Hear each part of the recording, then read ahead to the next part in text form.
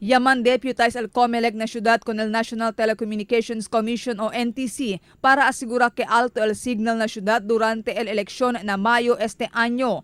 Asigun con Attorney Stephen Roy Cañete, election officer del Distrito 1, ay enfrenta multa el mencionado ahensya si ay man sabotay sila con el signal. Importante que stable el signal durante el eleksyon, siendo allí ay depende el entero proceso del eleksyon por causa kay computerize el mencionado aktividad.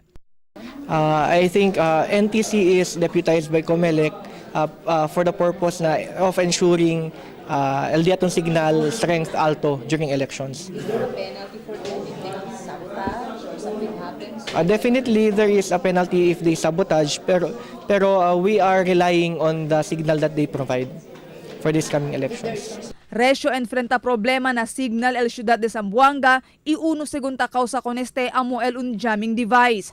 Asigun con Cañete, si ay tiene jamming device na ciudad durante el día del eleksyon ay causa este para atrasa el transmission del resulta del eleksyon. Pero y asegura si Cañete, hindi este puede cambiar con el resulta.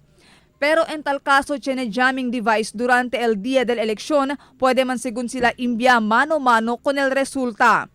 Hindi se pwede cambiar el resulta kay kung sa taas el jamming device, kita lang el signal del telco.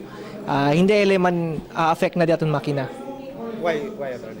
Kay el transmission diaton pwede kita man transmit con ele manually.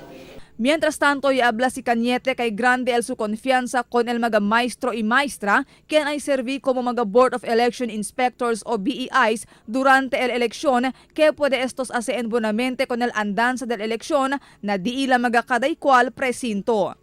Marifita Mayo, Dateline Zamboanga.